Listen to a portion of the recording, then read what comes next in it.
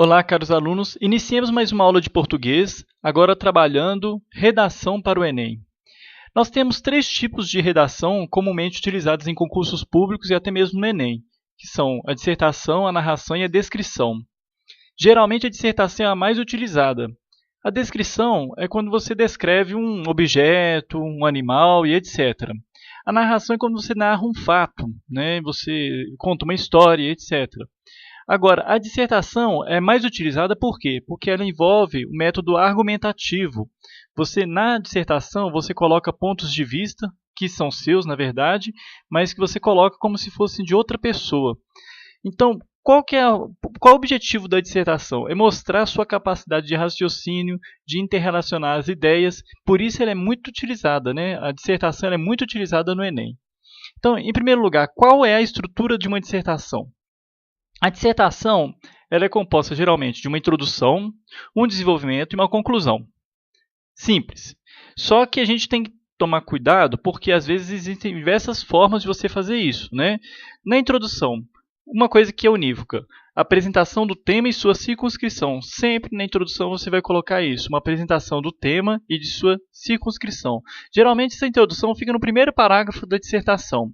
Então você tem que tomar cuidado, é uma argumentação inicial, você não pode estender no tema ali logo no primeiro parágrafo, né? Você tem que ser objetivo, né? Você vai tentar também falar de uma forma, sem colocar, por exemplo, a palavra eu, né? Você vai colocar a sua opinião como se fosse de outro, ou nós, ou então as pessoas, ou em geral. Você sempre vai tentar colocar de uma forma objetiva o texto, né? Você vai emitir uma opinião, sim, só que essa opinião sua não vai ficar ali sendo mostrada como sendo sua, né? E a direção, você também tem que mostrar qual que é o seu intuito no texto. Na introdução, geralmente, você já vai ter uma ideia inicial de como que vai ser a sua conclusão. Na introdução, praticamente o seu argumento inicial ele já está introduzido. Quando você lê a introdução, você já imagina, opa, ele está querendo chegar nesse ponto, né? Quando você lê um texto dissertativo. Em vários jornais, revistas, a gente tem textos dissertativos, né? Então você pode utilizar como exemplos esses textos de jornais. Não é lógico, não aqueles narrativos, né, de fatos, mas aqueles que emitem opiniões, né, numa coluna de opinião, etc. Então, vamos pensar em algumas maneiras de iniciar um texto argumentativo. Nós temos a primeira maneira, que é a que eu acabei de falar, né, a formulação de uma tese a partir de uma declaração inicial e dois argumentos. Então você vai lá, coloca uma declaração qualquer, né, fala um argumento, vamos supor, contra a pena de morte.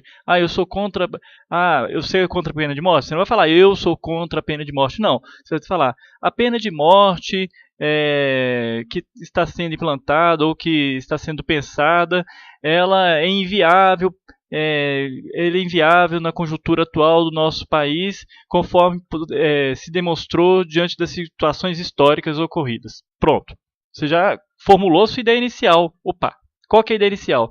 Você tem uma tese de que a pena de morte é inviável, né? Eu estou falando isso aqui de cor, né? Lógico que você pode ter algum outro argumento, algum outro pensamento e tal.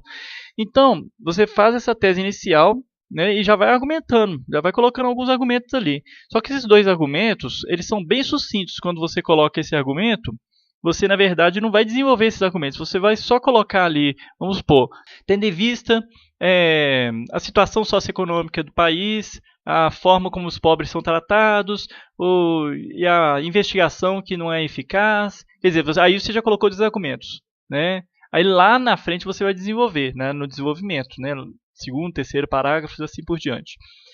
Outra forma também é você utilizar interrogação. Você formula uma ou mais perguntas sobre um tema, né?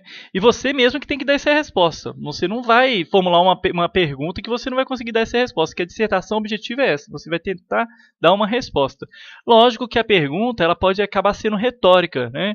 Você pode pensar assim, o pobre não morreria, com certeza somente pobres não morreriam se houvesse pena de morte no Brasil? Opa, você já está formulando uma opinião apesar de você ter colocado em forma de pergunta.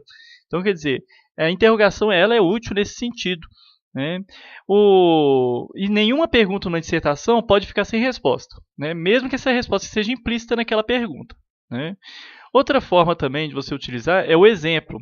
Você vai lá, você utiliza exemplos, né, do cotidiano, né, para poder argumentar vamos supor, nos Estados Unidos, a pena de morte foi introduzida em certos estados, aconteceu isso, aquilo, etc. e tal. Estou dando exemplo da pena de morte, mas né, é complicado a gente pensar assim, mas tem vários temas que a gente pode pensar nesse sentido. Então, quer dizer, pessoal, mas eu posso utilizar só uma formulação inicial de uma tese, sem falar, por exemplo, de argumentos e tal? Não, pode. Você pode fazer uma formulação de uma tese inicial, uma forma mais coesa, e os argumentos não precisam aparecer ali na introdução, não. Isso aqui são só alguns exemplos, algumas formas de você introduzir esse texto, né? Interrogando, formulando uma tese, dando um exemplo, né?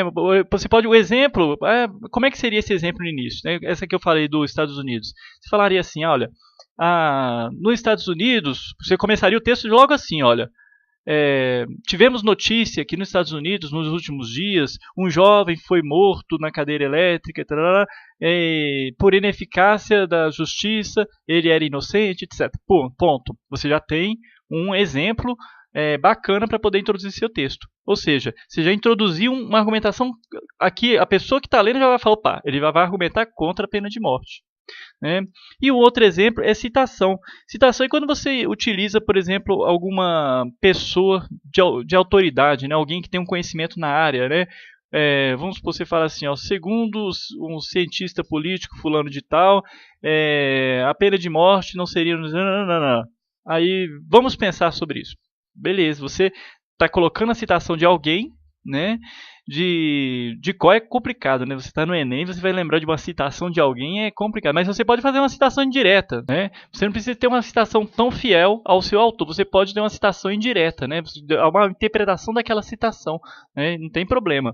O importante é que fique claro que você está colocando aquilo ali de uma forma indireta, né?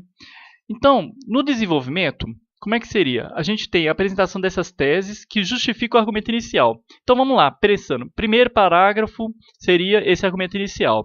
O segundo, terceiro, quarto parágrafo, se tiver, você vai colocando argumentos. Geralmente, eu costumo colocar um argumento em cada parágrafo, né? E quais são as características desse tipo de desenvolvimento? É a clareza. Você tem que ser claro. Você tem que deixar claro qual que é a sua ideia, né? Por isso você tem que voltar, ler o texto novamente para ver se ficou bem claro, ver se não está ambíguo alguma colocação, né? Você tem que colocar suas justificativas para esse texto, né? Para esses argumentos, né? Inclusive não é só achismo, não. Tomem cuidado com os achismos. Eu acho que não existe acho em dissertação. Você tem que colocar alguma coisa como se você tivesse uma autoridade naquilo que você está falando. Querendo ou não, você está querendo convencer alguém daquilo, né? Coesão. Coesão é a gente pensar na ordem do texto, né? As coisas você vai seguir um caminho determinado no seu raciocínio. Você não vai ficar... o seu texto ele tem que ter uma ordem para que você não tenha um texto confuso, né? Você quer chegar de Belo Horizonte, Sabará, você vai lá no Japão. Não precisa. Você vai seguir aquele caminho para você chegar no seu objetivo, né? E coerência nada mais é do que a lógica interna desse texto, né? Em que sentido? A coerência ela envolve muito a questão do... Como é que a gente poderia dizer?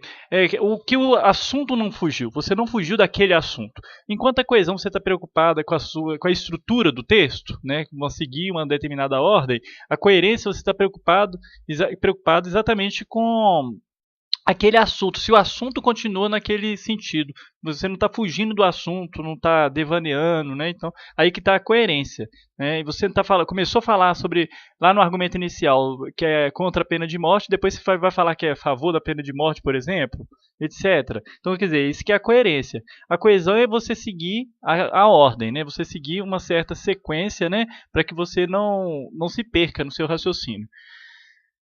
O desenvolvimento tem teses que justificam esse argumento inicial. A gente pode utilizar, por exemplo, comparações. Você vai confrontar duas realidades diferentes, pode ser no tempo ou no espaço, né? Quanto às características físicas, etc. Você pode pensar, por exemplo, em algo que aconteceu lá na Idade Média e que acontece hoje, e fazer uma comparação. Você pode pensar em algo que foi aplicado nos Estados Unidos e que aplica aqui no Brasil. Mas tome cuidado com as comparações, porque dependendo da situação você não pode fazê-la. Por exemplo, se for uma coisa que depende de uma questão socioeconômica, você corre o risco de cometer alguns equívocos, né? Por exemplo, uma política aplicada nos Estados Unidos não pode ser a mesma aplicada no Brasil, uma determinada política. Então você tem que tomar cuidado com isso. Mas você pode fazer comparações, dependendo da situação, com países semelhantes ao Brasil, por exemplo, no caso de comparação com países, né? Então as comparações sempre você tem que tomar cuidado de comparar aquilo que é possível ser comparado, né? Os argumentos com provas concretas, né? Os argumentos com provas concretas, eles consistem em quê? Na apresentação de números estatísticos, né, de resultados de enquetes, né, de exemplos assim, que já estão comprovados aí, até mesmo nos jornais, etc. Ou até IBGE, você pode utilizar esses argumentos como com provas concretas para poder fundamentar seu texto. Você, por exemplo, pode citar, como eu estava falando da comparação, você pode misturar os dois. Você pode falar, olha, nos Estados Unidos, entre os anos de 2000 e 2015, houve tantas mortes em razão da ineficiência do sistema judiciário, etc. e tal, assim, assim, assado. Quer dizer, você pode utilizar um argumento, utilizar dados concretos e fazer comparações. Isso não tem problema, se é possível ser comparado, né? Os argumentos consensuais nada mais são do que as verdades que são aceitas por todos. Por exemplo, você fala assim, a vida é o bem fundamental do ser humano, a saúde é o maior bem que a gente pode ter. Isso é um argumento consensual. Só que você tem que tomar cuidado que esse argumento consensual é bem fraquinho para poder fundamentar seu texto, né? Ele tem que estar ali só para poder fazer uma ligação. Né? Tem gente que coloca ele como argumento principal, isso é um problema. Porque se ele é consensual, você não precisa de convencer ninguém daquilo ali. Né? Outro que eu lá ia pulando é a alusão histórica. Né? Você pode fazer também alusão a acontecimentos do passado para explicar fatos do presente. Quando eu falei da comparação, ela parece um pouco isso também, porque a comparação você pode comparar com fatos do passado. Né? A alusão histórica necessariamente é isso. Você vai aludir a um outro tempo, né? É uma outra situação. E vai fazer pode fazer uma comparação com a situação atual, né, exatamente para poder fundamentar a sua argumentação. Né. Então, aí são alguns outros exemplos. Os argumentos de autoridade é quando a gente cita, por exemplo, alguém que tem conhecimento naquela área. Né. Você fala assim, ó, segundo o médico fulano de tal, tal medicamento faz mal à saúde devido a isso, isso, isso. Quer dizer, porque pesquisas, não sei o quê. Quer dizer, você já está utilizando um argumento de autoridade, você está pegando aquela autoridade naquele assunto, aquela pessoa que tem conhecimento naquela área, para poder fundamentar seu texto. Isso aí nós já estamos falando no desenvolvimento, mas você já pode iniciar com esse argumento de autoridade. Né? Quando você cita, lá, quando eu falei da citação, é um exemplo. Né? E aqui você já está argumentando, né? Aqui você já está fundamentando mais ainda a sua tese inicial. Né? E a gente também tem os argumentos de presença, né? que são o quê? Nada mais é do que a gente ilustrar com histórias, com lendas, ou até mesmo com coisas que foram contadas por outras pessoas, que não tem assim necessariamente uma fundamentação histórica e etc. Você fala assim, na época da minha avó acontecia assim, esse assado. Você pode falar na época da minha avó, só que a gente tem que tomar cuidado com o subjetivo nesses textos. Né? Então você vai falar, por exemplo, na época dos nossos avós, você colocou na primeira pessoa do plural, ficou menos subjetivo, aí facilita um pouco a argumentação. Né? Na época dos nossos avós, por exemplo, as mulheres casavam cedo e nem por isso havia algum problema, etc. E tal. Isso aí é um argumento de presença. Por quê? Você está citando um exemplo de alguém que existe mesmo, né? Ou alguém que existiu, que te citou o exemplo, que te contou uma história. Né? Pode ser. E que detalhe, acaba parecendo consensual, porque quando você fala isso, você está citando um exemplo que todo mundo acha que é possível. Né? Então vocês veem que as teses elas se misturam aqui também. Né? Então você, da mesma forma que na introdução você pode utilizar um ou mais tipos, né, de introdução, aqui também na argumentação, você, né, no desenvolvimento, você pode utilizar várias teses para justificar seu argumento inicial. Na conclusão, geralmente o que eu faço? Eu coloco introdução, 2, 3 parágrafos para o desenvolvimento e conclusão, o último parágrafo. O último parágrafo sempre, em qualquer tipo de dissertação, vai ser uma retomada das ideias expostas na introdução. Né? E aí a gente vai tentar voltar nos principais argumentos. Lógico que a gente tem que propor uma solução. A gente tem que tomar um cuidado de colocar perguntas que a gente pode dar respostas. Né? Mas vamos supor que seja um assunto muito complexo. Você pode tentar fazer um encerramento, né, do texto de uma forma a deixar no ar aquela pergunta. Mas você tem que deixar no ar praticamente uma pergunta retórica, né, que você vai fazer com que as pessoas reflitam sobre aquilo e quase que tomando seu partido, né? Tente pensar na dissertação como uma forma de convencer as pessoas. Você está querendo convencer alguém, então você está argumentando, né? A dissertação é isso. Então, quais são os tipos de conclusão que a gente tem? A gente tem a síntese, né?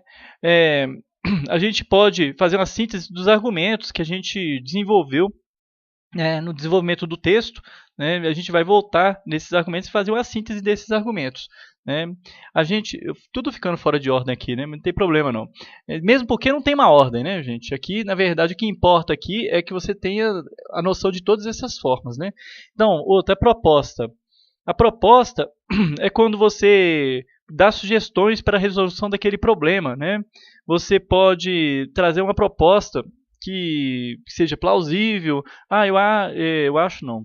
Toda hora eu falo eu acho, mas porque o meu eu acho é sempre a gente temos que observar que não sei o que, etc. Né? Então, você vai colocar uma proposta de solução para aquele problema inicial. Né? Agregação é quando você finaliza com uma palavra, uma frase que tem um valor bem abrangente. Né? Você vai ampliar a análise, por exemplo, que você fez durante o texto e vai agregar vários elementos ali. Na verdade, a agregação ela se parece muito com a síntese. Né? Ela parece com a síntese por quê? Porque você vai voltar resumindo. Eu vou tentar dar um exemplo daqui a pouco que vai ficar mais claro isso. Né? E uma pergunta retórica. De novo, a pergunta é retórica. Por que retórica? Porque ela tem que levar a pessoa a perceber que você refletiu sobre o tema e que você já tem quase que uma opinião formada. Né? Ou melhor, você tem uma opinião formada, mas que você quer deixar que ela também formule a sua própria opinião. Então, por isso que é uma pergunta retórica. Por exemplo, se você concluísse um texto assim, falando... tendo em vista todas essas circunstâncias apresentadas, não seria possível, não seria necessário a gente abolir de vez essas reflexões sobre a pena de morte? Por exemplo, é uma pergunta. Né? Ou seja, você já colocou sua opinião. Você está falando que, na verdade, que deveria. Né? Você colocou a pergunta, mas você praticamente já está dizendo, não, eu acho que deveria. Mas ele colocou, não seria necessário ou não seria viável abolir, etc. Quer dizer, você colocou a sua ideia. Né? Então, gente, eu espero ter ajudado, espero ter contribuído um pouco mais, né, com o conhecimento na área. Né? Se você tiver alguma dúvida, crítica ou sugestão, eu aceito de bom grado, né, que é um prazer contribuir um pouco mais. Né, e até a próxima aula. Muito obrigado.